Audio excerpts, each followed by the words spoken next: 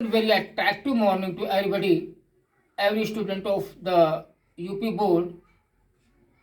अच्छी तैयारी आप लोगों की चल रही होगी, आशा ही नहीं आपकी पूरा विश्वास है। मेहनत करते रहिए।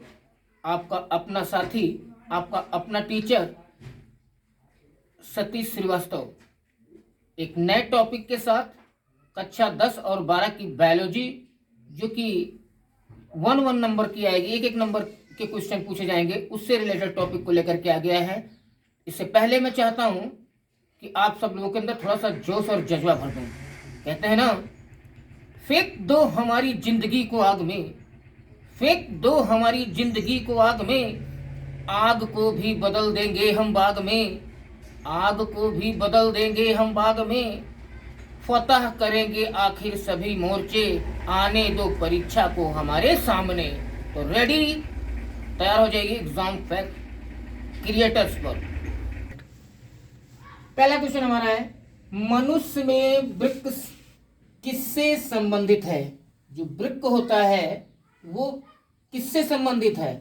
तो आंसर है उत्सर्जन से संबंधित है। आंसर क्या है? उत्सर्जन से संबंधित है। आप सब लोग कॉपियां निकाल लीजिए और तैयारी में जुट जाइए, जबरदस्त तैयारी करिए। पौधों में, सेकंड क्वेश्चन, पौधों में जाइलम किसका उत्तरदायी है? पौधों में जाइलम किसका उत्तरदायी है? यहां पर आंसर आपका है जल का वहन करने के लिए उत्तरदायी होता है। अगला क्वेश्चन है, डिक्सन एवं जोली किससे संबंधित हैं? डिक्सन एवं जोली किससे संबंधित है? आंसर आपका है रसारोहण से। किससे? रसारोहण से संबंधित है। अगला क्वेश्चन है, रंध्रों का संबंध किससे है? रंध्रों का संबंध किससे है?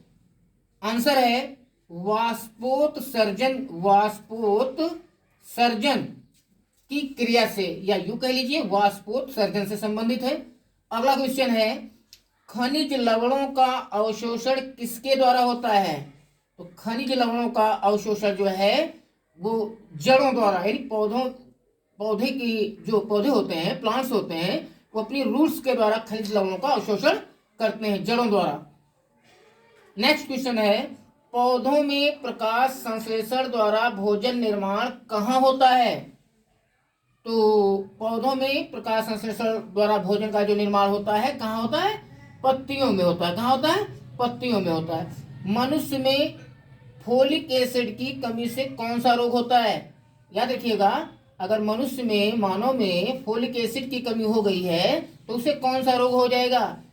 एनीमिया हो जाता है। इसका मतलब होता है खून की कमी, लैकनेस of the blood into the body. ठीक है। नेक्स्ट क्वेश्चन है, अग्न्याशयी रस किसके पाचन में सहायक होता है?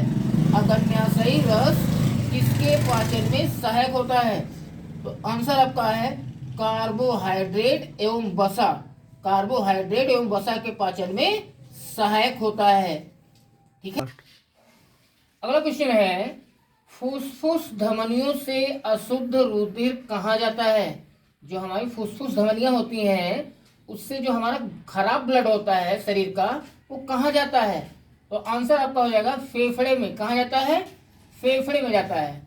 अगला क्वेश्चन है, केवल नरों में, यानी नर में पाई जाने वाली ग्रंथि का क्या नाम है? वो ग्रंथि जो केवल नर में पाई जाती है, मादा में नहीं पाई जाती है, उस ग्रंथ का नाम है प्रोस्टेट ग्रंथ। प्रोस्टेट ग्रंथ, ध्यान रखिएगा। नेक्स्ट क्वेश्चन है, मनुष्य में दुग्ध ग्रंथ रूपांतरित रचना कौन सी है? तो मनुष्य में दुग्ध ग्रंथि रूपांतरित रचना कौन सी होती है? तो वो होती है स्वेद ग्रंथि। कौन सी होती है? स्वेद ग्रंथि। कौन सी होती है? स्वेद ग्रंथि। नेक्स्ट क्वेश्चन है, हीमोग्लोबिन की कमी, हीमोग्लोबिन की सबसे महत्वपूर्ण भूमिका क्या होती है? हमारे शरीर में जो हीमोग्लोबिन होता है, ब्लड जिसको कह लेते हैं, उसकी सबसे महत्वपूर्ण भूमिका क्या होती है? तो उसकी सबसे महत्वपूर्ण भूमिका होती है कि श्वसन क्रिया में इसकी महत्वपूर्ण भूमिका होती है, और अगर इसकी कमी हो जाती है तो फिर श्वसन क्रिया बाधित होने लगती है। तो याद रखिएगा कि श्वसन क्रिया में इसकी जो है महत्वपूर्ण भूमिका होती है। नेक्स्ट क्वेश्चन है, आहार नाल की, जो आहार नाल हमारी होती है, कैनाल होती है, सी के आकार की रचना कौन सी होती है? अंग्रेजी के अक्षर सी जैसी कौन सी रचना होती है आहार नाल में? तो श्वास नाल, जहां से हम श्वास लेते हैं, श्वसन करते हैं, ऑक्सीजन ग्रहण करते हैं, वो जो नली होती है उसे हम श्वास नाल कहते हैं। नेक्स्ट क्वेश्चन है, मनुष्य के प्रत्येक जबड़े में चवरणक दंतों की संख्या यानी दांतों की संख्या कितनी होती है? जो चवरणक दांत होते हैं वो कितनी होती है उनकी संख्या?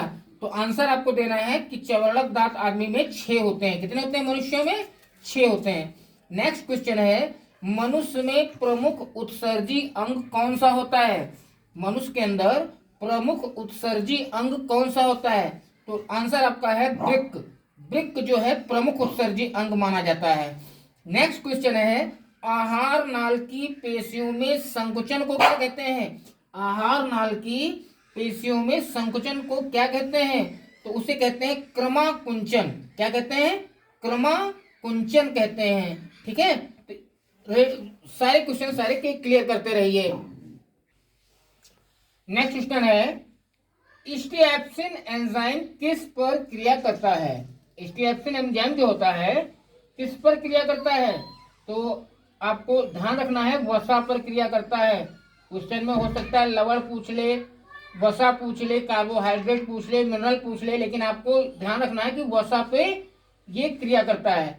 अगला क्वेश्चन है, ग्लाइकोलाइसिस के अंत में कितने एटीपी अणुओं का लाभ होता है? ग्लाइकोलाइसिस के अंत में कितने एटीपी अणुओं का लाभ होता है? तो आंसर है 2। हिंदी में भी और चाहो तो गिनती में भी इसको लिख सकते हो, 2। नेक्स्ट क्वेश्चन है, शुद्ध रुधिर को शरीर के विभिन्न भागों में कौन ले जाता है?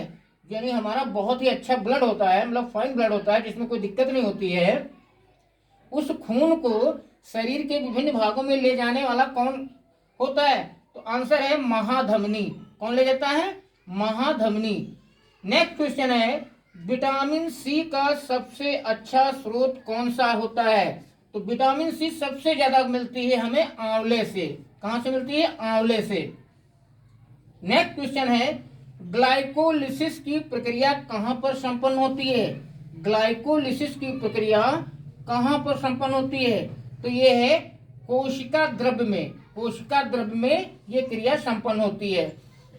नेक्स्ट है, पौधों में पत्तियों में बने हुए खाद्य पदार्थों का स्थानांतरण किसके द्वारा होता है? जो पत्तियां खाद्य पदार्थ बनाती हैं उसका स्थानांतरण जो होता है वो कौन करता है? किसके द्वारा होता है? तो इसका आंसर है फ्लोएम के द्वारा। फ्लोएम के द्वारा। नेक्स्ट है, मनुष्य के मुख में यानी मुंह में लार ग्रंथियों की संख्या कितनी होती है? तो मनुष्य के मुंह में लार ग्रंथियों की संख्या 3 जोड़ी होती है। 3 जोड़ी। जोड़ी का मतलब आप लोग जान रहे हो, 3 मल्टीप्लाइड बाय अगर 2 कर दो, 3 मल्टीप्लाइड बाय इक्वल टू 6, यानी कुल मिला के 3 जोड़ी।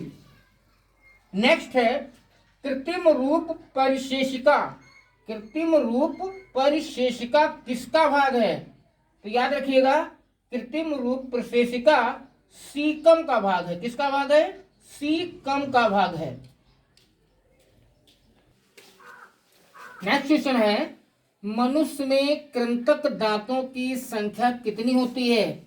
आपको मालूम होगा कि मनुष्य में 4 प्रकार के दांत होते हैं, पाए जाते हैं। कृंतक, रुग्णक, अग्रचवर्णक, पश्चवर्णक। तो यहाँ पर पूछ रहा है कृंतक दांतों की संख्या कितनी होती है? तो 8 कृंतक दांत होते हैं। नेक्स्ट क्वेश्चन है, पल्मोनरी शिरा कहाँ खुलता है? तो पल्मोनरी शिरा जो होता है बाएं आलिंद में खुलता है। अगला क्वेश्चन है, जल में घुलनशील विटामिन कौन सी है? तो विटामिन डी जल में घुलनशील होती है।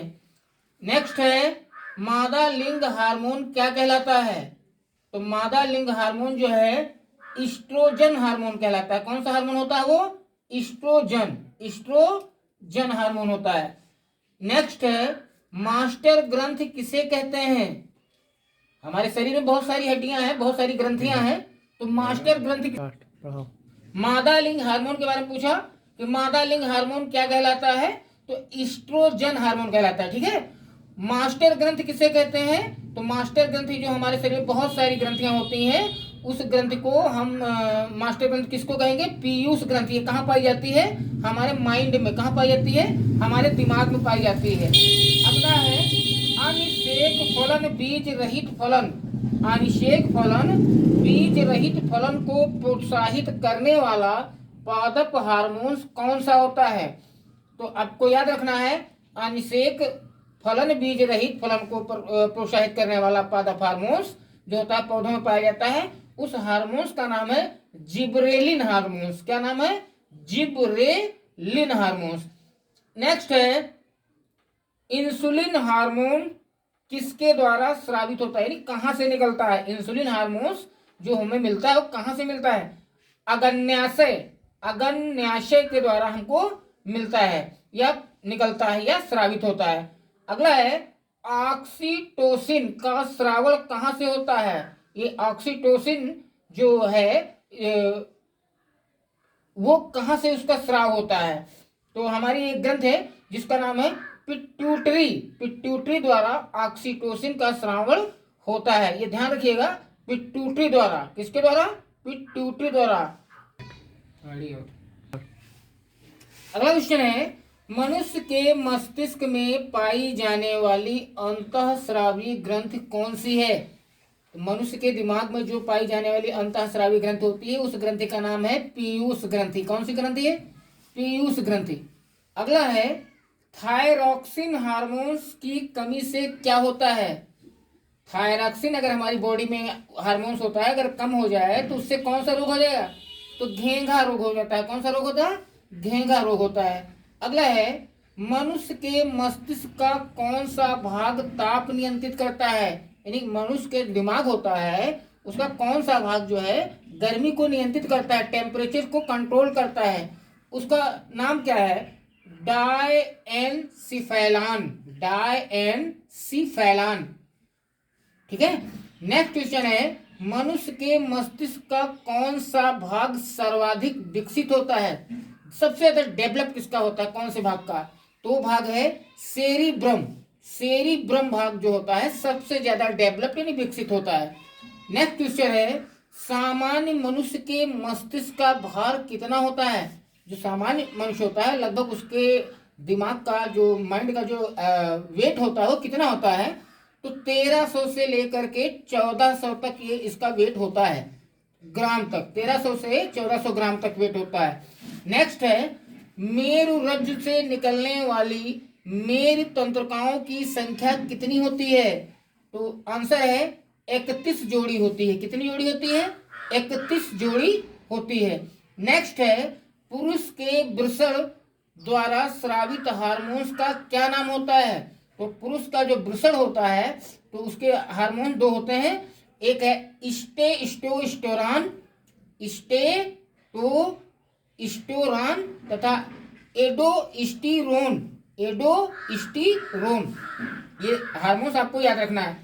नेक्स्ट क्वेश्चन है पीयूष ग्रंथि कहाँ पाई जाती है? तो पीयूष ग्रंथि मस्तिष्क के अधर तल में पाई जाती है। हमारे दिमाग के अधर तल में ये पीयूष ग्रंथ जो है वो पाई जाती है। नेक्स्ट है हार्मोन क्या होते हैं? जो हार्मोन्स होते हैं हमारे शरीर में वो क्या होते हैं? किसके बने होते हैं? तो प्रोटीन होते हैं। ठीक है, ये ध्यान रखिएगा। नेक्स्ट है निषेचन के बाद फल में क्या बदलता है? तो निषेचन की क्रिया संपन्न होने के बाद मतलब अटैचमेंट की क्रिया संपन्न होने के बाद जो अंडाशय हो वो फल में बदल जाता है। अगला है निषेचन के बाद पुष्प का कौन सा भाग फल में बदल जाता है? सेम क्वेश्चन है, चाहे पुष्प हो और चाहे मानव हो। ठीक है, तो अंडाशय इसमें इसका भी आंसर आपको अंडाशय ही लिखना है। नेक्स्ट है द्विनिषेचन किसमें पाया जाता है? तो द्विनिषेचन जो होता है आवृत बीजी पौधों में पाया जाता है। आवृत बीजी पौधों में पाया जाता है। नेक्स्ट है पुष्प में कितने भाग होते हैं? यानी एक फूल के अंदर कितने पार्ट होते हैं? कितने भाग होते हैं? तो आपको बताना है कि 4 भाग होते हैं फूल में। नेक्स्ट है ईस्ट में अलैंगिक जनन प्रायः कैसे या किसके द्वारा होता है? ईस्ट जो होता है उसके अंदर जो जनन होता है अलैंगिक जनन होता है, लेकिन वो कैसे होता है? मुकुलन के द्वारा। कैसे होता है? मुकुलन के द्वारा। नेक्स्ट है शकरकंद में कायिक प्रवर्धन कैसे होता है? तो शकरकंद में कायिक प्रवर्धन जड़ों के द्वारा होता है। ठीक है, नेक्स्ट है एड्स का पूरा नाम क्या होता है। एड्स का पूरा नाम क्या होता है। एड्स एक रोग है, डिजीज है, बीमारी है, तो इसका पूरा नाम है acquired immuno deficiency syndrome. Acquired immuno deficiency syndrome. Next है HIV का पूरा नाम क्या है। HIV का पूरा नाम तो human immuno deficiency virus. Human immuno deficiency virus. Next है OC का पूरा नाम लिखिए। तो OC का पूरा नाम है ऑरल कंट्रासेप्टिव। ऑरल कंट्रासेप्टिव। तो आप लोग ट्राई करते रहिए और लगे रहिए, मेहनत करते रहिए। छोटे क्वेश्चन अभी चल रहे हैं 10 कक्षा 10 और 12 के बच्चों के लिए। इसके बाद जो भी क्वेश्चंस लगेंगे वो बृहद क्वेश्चन होंगे, थोड़ा सा बड़े क्वेश्चन होंगे और उनके बहुत सारे सूत्र के बेस के ऊपर आधारित होंगे। रिक्वेस्ट करना चाहेंगे सभी बच्चों से कि वो अपनी पढ़ाई करते रहें, मेहनत करते रहें और exam fact creators YouTube channel को सब्सक्राइब करते रहें, बेल आइकन को प्रेस करते रहें, ऑल पे क्लिक करते रहें और खुद पढ़ें और अन्य बच्चों को भी प्रेरित करें। That's all the best for you. मिलते हैं नेक्स्ट वीडियो में।